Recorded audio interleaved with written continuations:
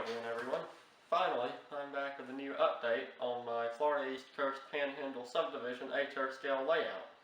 And it's been quite a few months since I've done an update, but I've got a whole lot of stuff done here. I've been away at college and haven't had a whole lot of time to work on it, but over the past month I've been home for Christmas break, so I've got as much done as I've been able to. And so I've got a whole lot of new stuff to show you, including a new expansion to the layout. Yep, it's now 19 by 9 feet instead of 12 by 9 feet, and it runs all the way around the walls of the room. So, before I talk anymore, we'll go ahead and get started. One of the things I've worked on since the last layout update has been a few models of locomotives. And most of these have required some sort of custom building to go along with the painting. But right here I've got two of them. I've got Norfolk Southern 6920 and Norfolk Southern 7081. We'll start with 6920, which I actually just finished this morning. This is actually the second time I've built a model of 6920. The first one was on a Proto 2000 chassis and body, and I sold that one earlier this year because there were a few things I was not happy with about it. This one, it's on a Rail Power SD60 body and an Athearn Blue Box chassis, and it's got Athearn Blue Box motor and trucks with it, and it's got a Shapeways cab, so instead of trying to build my own this time, I just got one 3D printed. But I finally finished it up this morning, and I've uploaded some photos of it to the Facebook page, so if you haven't liked that, check that out. It's the Florida East Coast Panhandle Subdivision on Facebook. I'll put a link to that in the description. But I've got a few pictures of this up there, so go check those out, including a few detail shots and different shots of it sitting around the layout.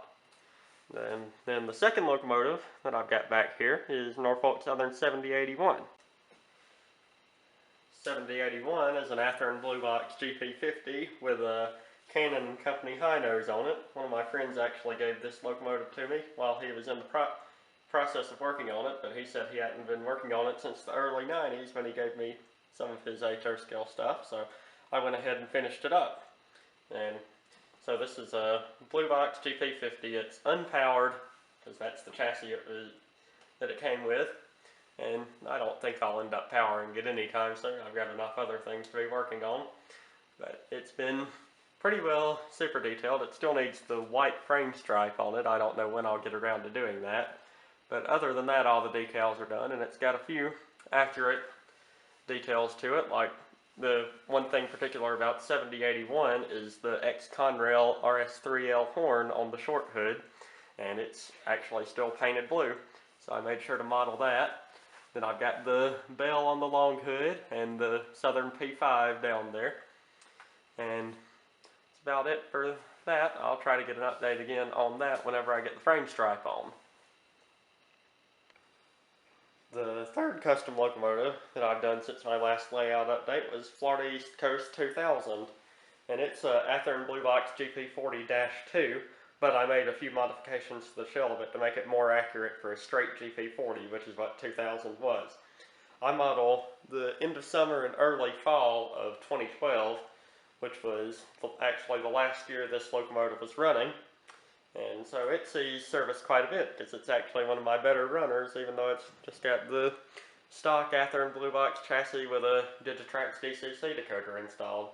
But it's been detailed also, and it's got a lot of things on it, like the air conditioner, the horn, and ditch lights that don't actually work since I've never got around to putting the bulbs in them. But it's probably my favorite locomotive that I've built, actually. And it's probably the one that I use the most also, and it was painted by me and decaled, and paint color, I think it's just a standard Testors red paint, which surprised me that I was able to find something that matched so close so easily. But I weathered the vents, and so it's completely done, and that's all the locomotives I've done since the last layout update. I'm thinking my next one will be a standard cab Norfolk Southern -9, which I'll probably work on this summer. I just need to find a -9 to start with. Now we'll move on to what's actually happened with the layout, and as you can see, it's much bigger than it used to be.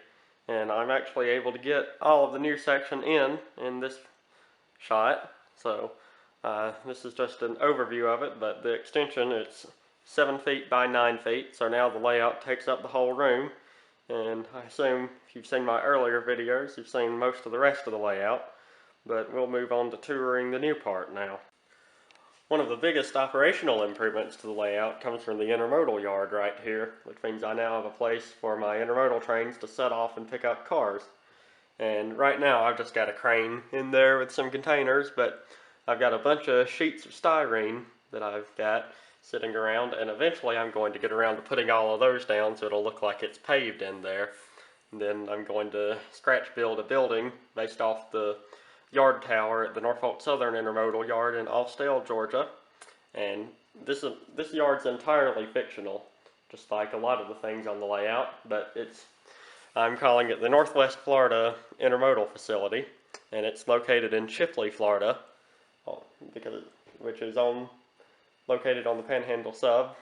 My model of Panhandle subdivision runs from Cottondale, Florida, from the interchange with the Bay Line, to Defuniak Springs, Florida, and then the staging represents the line toward Tallahassee and the line toward Pensacola. But this is the intermodal yard, so it'll get the good place for the intermodal trains to set out and pick up cars. We've got 2 tracks in there, one with the crane on it, and the other one is a storage track. And then continuing through Chipley, Florida, we're going to put the Amtrak depot in along the front here. I'll get around to building a model of that sometime. I've just got to find a way to go down there and take some pictures of it and a few other buildings along the line.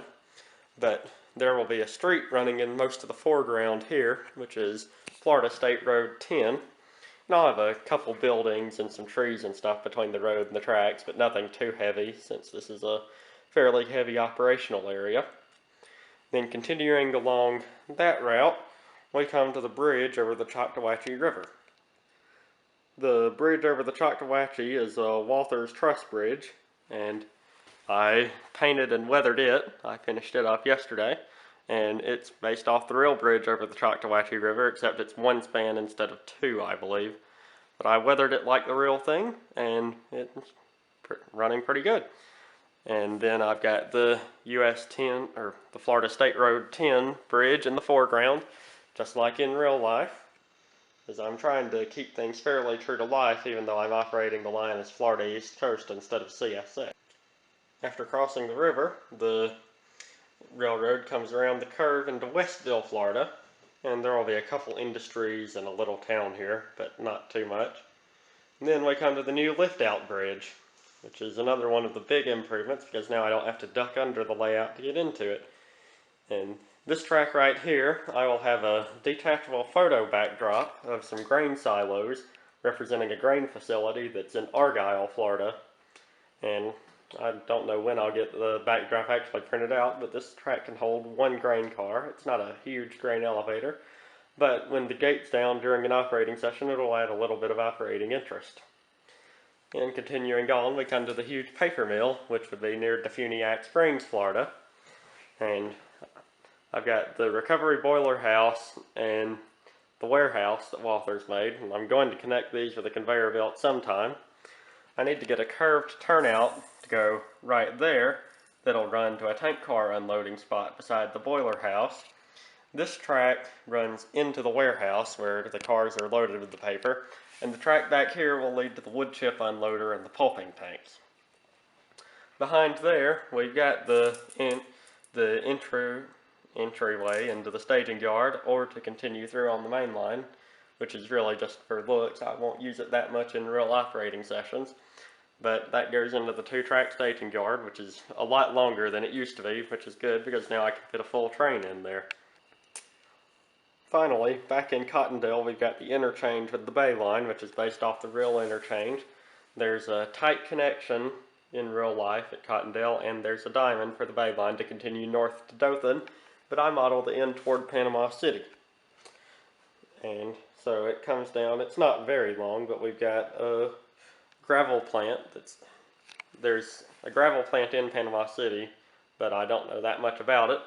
And the track here, on the other side of the gravel plant, going to be moved around a little bit, and there will be a curve, and it will actually extend out onto another small table, which will have the Fort of Panama City on it, albeit in a very compressed version.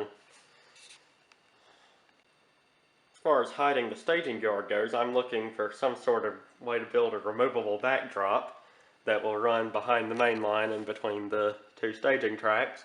And eventually I'll get switch motors hooked up to the two switches in the staging yard, so that way I don't have to remove the backdrop every time I want to run something back there. To finish up the video here, I'm just going to have a couple shots of a couple of the trains running around the layout. So here we go.